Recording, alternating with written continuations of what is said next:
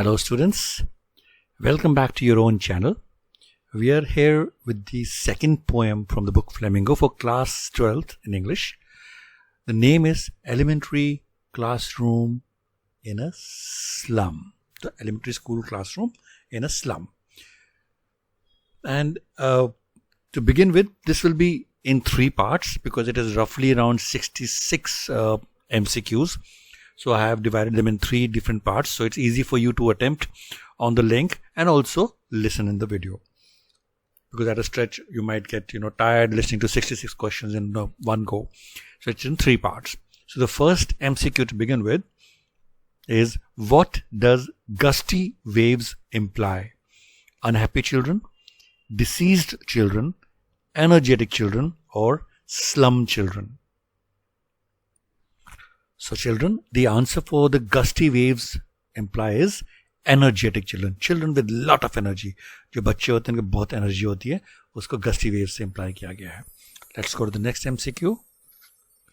The paper seeming boy with rat's eyes means the boy is short and lean, sly and secretive, hungry and thin, or sad and depressed.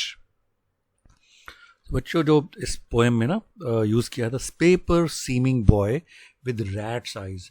तो rat मतलब चूहा, चूहे की छोटी छोटी आंखें होती हैं और पेपर जैसा मतलब हल्का सा. तो मतलब बेचारा बहुत ही, जो आंख होती है ना चूहे की, वो हमेशा खाना ढूंढती रहती है. आपने देखा होगा जब भी वो लेफ्ट राइट देख के चलता है चूहा. तो इसका जो मतलब है, means the boy is very hungry and thin. Paper मतलब पतला सा, hungry and thin. Next question. What have the windows done to the children's lives in the poem? Have shut the children inside and blocked their growth, blocked the passage, clogged the sunlight, or shut the doors? So in this poem, the windows, what have they done to the children's lives in the poem? They have shut the children inside and blocked their growth. So that's the correct answer. Let's go to the next one. Where do their lives slyly turn? Towards the sun, towards the school, in their cramped holes, or toward the windows? तो मतलब उनकी जिंदगी, so the MCQ is, उनकी जो जिंदगी है deceitfully या cunningly, slightly का मतलब होता है कनिंगली, डिसीटफुली, टर्न कहाँ टर्न लेती है.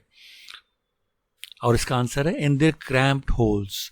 तो because we are talking about this slum children, they live in very very small homes और rooms, so it's called as, so that's why it's referred as in their cramped holes. Next question. What does the expression break open suggest? Barriers of garbage heap, barriers of dirty environment must be broken, or barriers on the road, or none of these. So break मतलब तोड़ दो.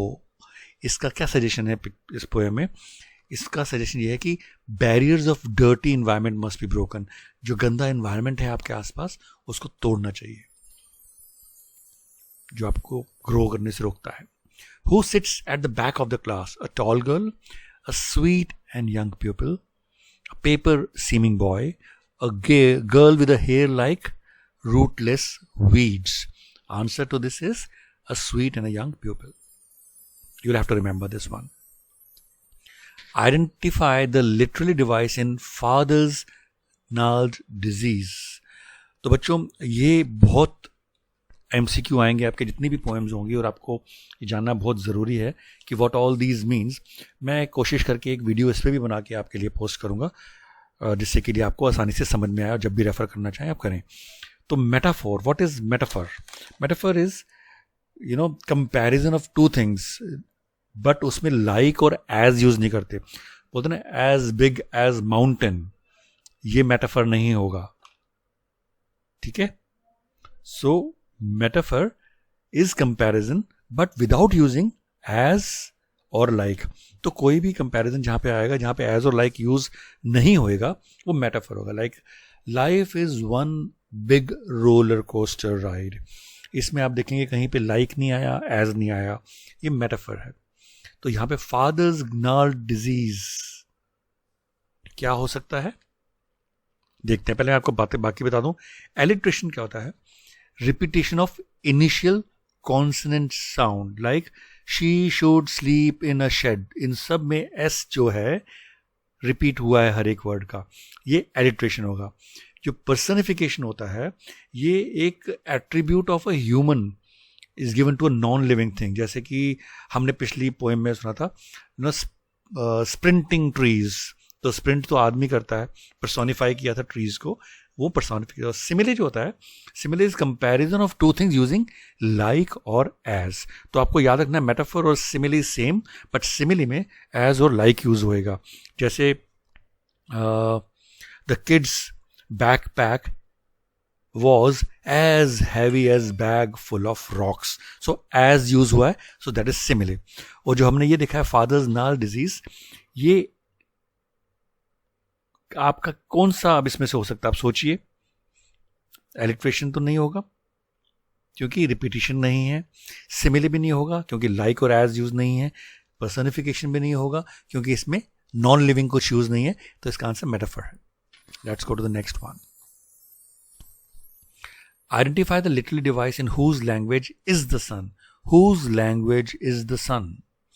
Alliteration, हमने क्या बताया था? alliteration repetition of initial consonant sound है कहीं पे? नहीं है। Personification कहीं पे है? नॉन लिविंग सन है, देखते हैं हो सकता है। सिमिले नहीं है। Metaphor, comparison of two things not using like, तो यहां पे क्या है सोचिए। तो आई थिंक आपको अब तक समझ में आ गया। This is also metaphor because comparison of two things, sun को compare किया है language, so तो metaphor। whose language is sun? Next question। The imprisoned minds and lives of the slum children can be released from their bondage if they are given an experience of the outer world eventually, soon, never or magically। तो बच्चों इसमें जो ये statement है कि जो slum children हैं उनके बेचारों के दिमाग को बंद किया हुआ है, उनको एक गरीबी में बांध के रखा हुआ है, तो उनको एक बाहर की आउटर वर्ल्ड का एक्सपीरियंस कैसे दिया जाएगा? इवेंचुअली, जल्दी, या कभी भी नहीं, या मैजिकली। तो ऐसा तो होना एक जादू ही बात हो सकती है, तो इट्स मैजिकली हुआ। Identify the literally device in futures painted with a fog. Again हमने अभी आपको बताया था, तो I think it will be helping you. It is not a सिमिले because इसके अंदर टू थिंग्स नहीं कंपेयर करी हैं लाइक और एज की तरह। It's not a alliteration because इसमें पहला जो कॉन्सोनेंट है वो रिपीट नहीं हो रहा है किसी भी वर्ड का। पर्सनिफिकेशन हो सकता है।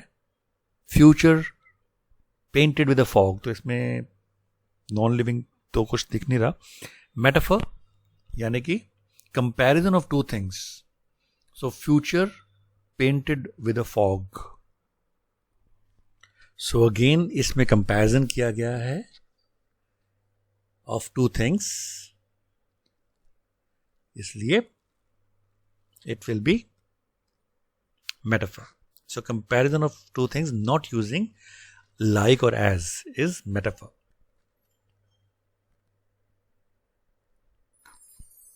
Next question। The map is a bad example as it makes one aware of the civil design, the political structure, the beautiful world or cleaner lanes। तो ये बैड एग्जाम्पल मैप को क्यों कहा गया है? क्योंकि जिसने नहीं देखी है दुनिया उसको अच्छी दुनिया दिखाई जाती है। So it's a beautiful world, it makes you aware of the beautiful world, that's why it's been termed as bad. Shakespeare is wicked because he the children hates, educates, loves or tempts। So यहाँ पे हम पूछ रहे हैं Shakespeare wicked है because he the children, उनको hate करता है, उनको एजुकेट करता है, प्यार करता है, या उनको टेम्प्ट करता है, मतलब उनके अच्छी चीज़ों की तरफ रुझान बढ़ाता है। सो इसका आंसर है tempts. Let's go to the next question. Identify the literary device in slums as big as doom। I think अब तो ये आपको पता लग गया होगा पढ़ते ही, हमने क्या कहा था।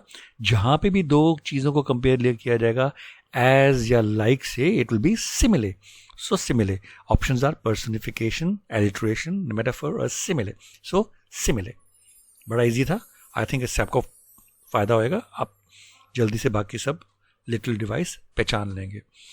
Break, oh break, what should they break? The schools, the slums, all barriers or the donations?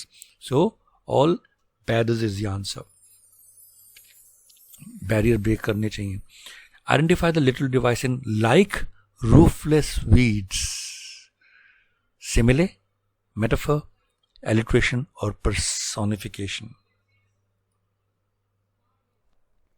So children, identify the literary device in like roofless weeds. क्या हो सकता है? मैंने आपको पहले ही बताया था simile में as और like यूज किया जाता है, तो it is a simile. Next question.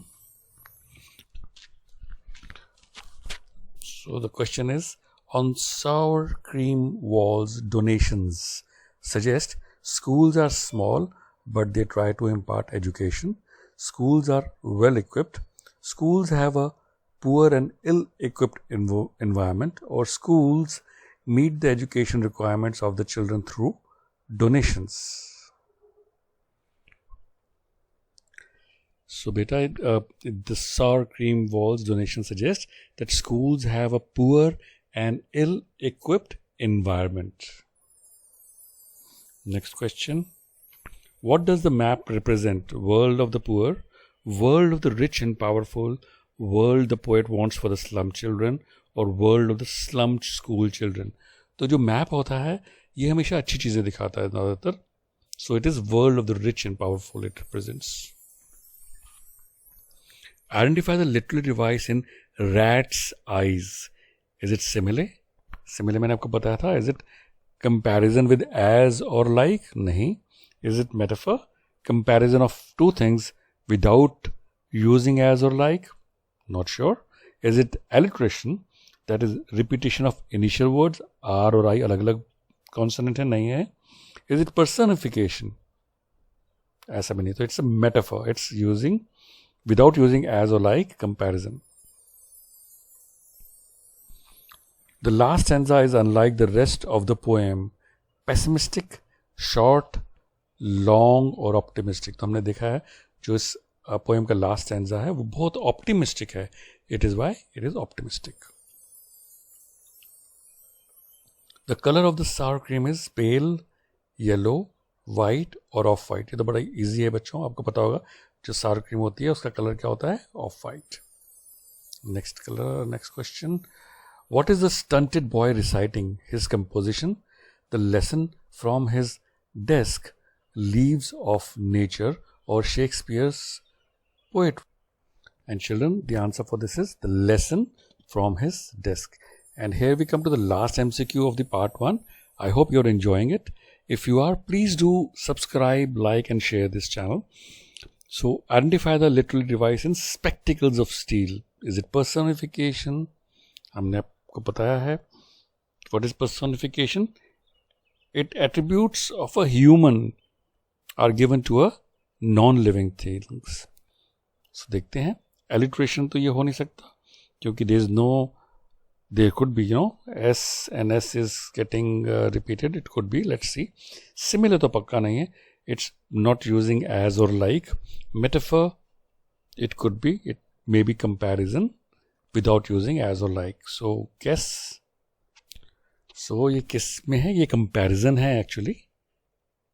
और ये metaphor में आएगा.